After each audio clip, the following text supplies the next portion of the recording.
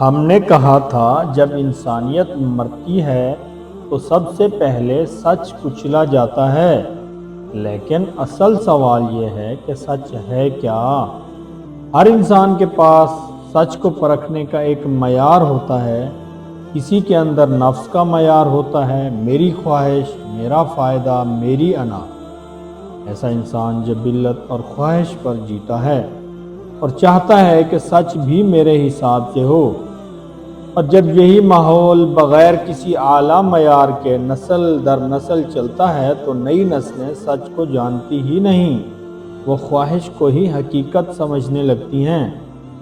پھر جب کوئی سمجھدار انسان ایسے ماحول میں قدم رکھتا ہے تو وہ اکثر ٹکرا کر نہیں بلکہ نقل کرتے ہوئے اسی نظام کو ریئلسٹک سمجھنے لگتا ہے۔ یوں جھوٹ نارمل لگنے لگتا ہے اور ظلم ریئلٹی کہلاتا ہے۔ یہی وہ جگہ ہے جہاں گاؤں خالی ہوتے ہیں، شہر بے ہنگم پھیلتے ہیں، رشتے کمزور پڑتے ہیں اور سب کچھ ترقی کہلا جاتا ہے۔ ایک وقت تھا جب خواہش اور عقل ہر چیز کو ڈیفینڈ کر لیتی تھی، ہر ظلم کو جواز دے دیتی تھی۔ اب وہ عقل بھی تھک چکی ہے، اب اس کے پاس دفاع کے لیے کچھ نہیں بچا سوائے چالاکی کے۔ اور اسی ماحول میں عورت بھی تھک چکی ہے۔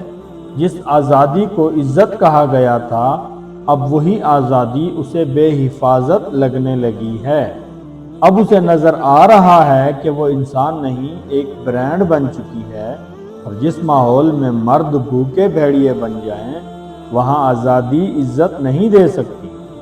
اسی ماحول میں بچوں کا مستقبل خاموشی سے داؤ پر لگ چکا ہے۔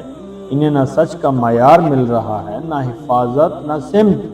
وہ صرف یہ سیکھ رہے ہیں کہ طاقتور بنو، قبضہ کرو اور بچ جاؤ۔